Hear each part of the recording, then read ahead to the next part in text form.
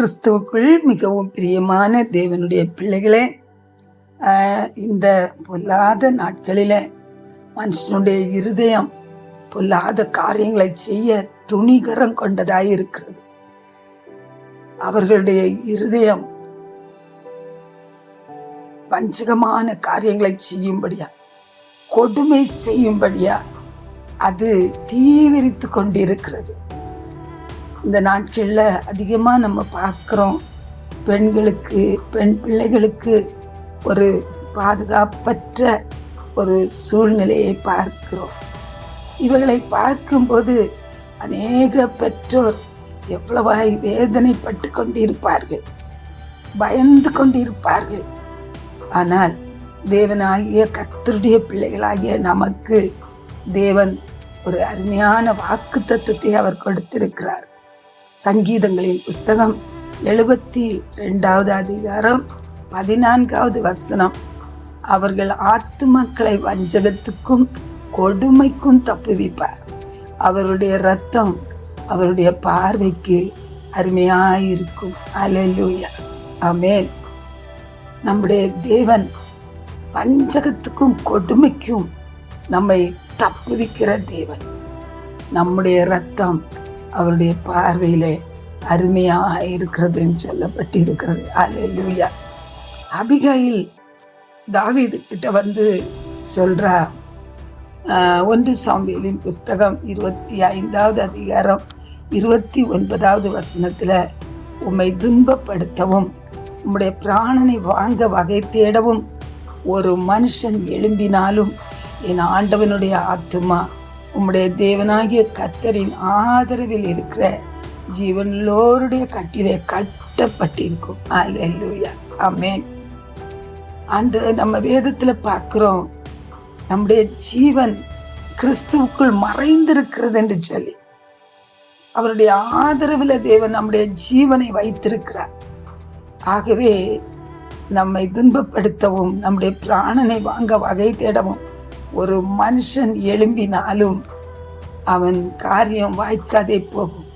அவனுடைய வஞ்சகத்துக்கும் கொடுமைக்கும் தேவன் நம்மை தப்புவிக்கிற தேவன். அந்த தானியேலை பார்த்து அந்த ஒரு புறஜாதி ராஜா சொல்லுகிறான், தானியேலின் தேவனே தப்புவிக்கிறவரும் ரட்சிக்கிறவருமானவர், வானத்திலேயும் பூமியிலேயும் அவர் அற்புதங்களையும் அடையாளங்களையும் செய்கிறவர். இப்படிப்பட்ட ஒரு தேவனை தேவனாக கொண்ட ஜனங்களாகிய நாம் பாக்கியமுள்ள ஜனங்கள். இந்த தேவன் என்றென்றைக்கும் உள்ள சதா காலங்களிலும் அவர் நம்முடைய தேவன், மரண பரியந்தம் அவர் நம்மை நடத்துவார் என்று சொல்லி வேத வசனத்துல நம்ம பார்க்கிறோம்.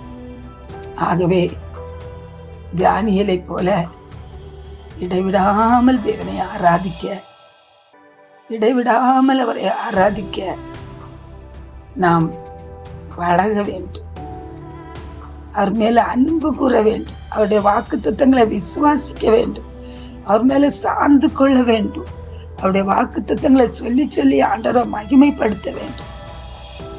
என்னுடைய இரத்தம் தேவனுடைய பார்வையில மிகவும் அருமையானது, என் பிள்ளைகளுடைய இரத்தம் என் தேவனுடைய பார்வையில மிகவும் அருமையானது.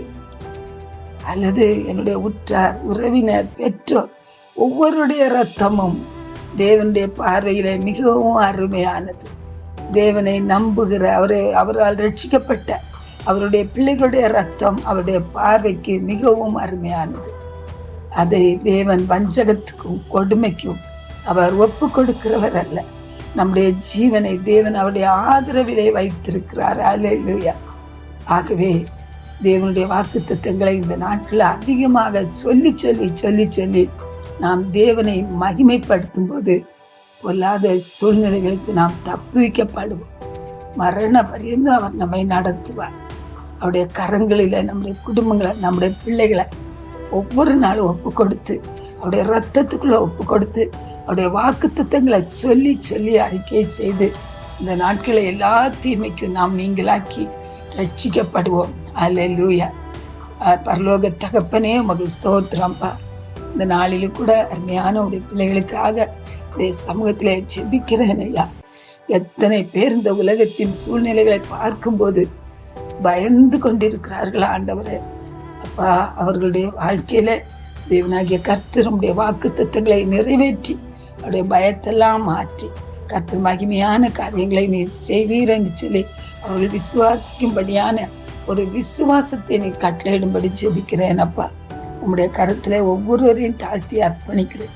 இயேசுவின் நாமத்தில் ஜெபம் கேளும் பிதாவே, ஆமென்.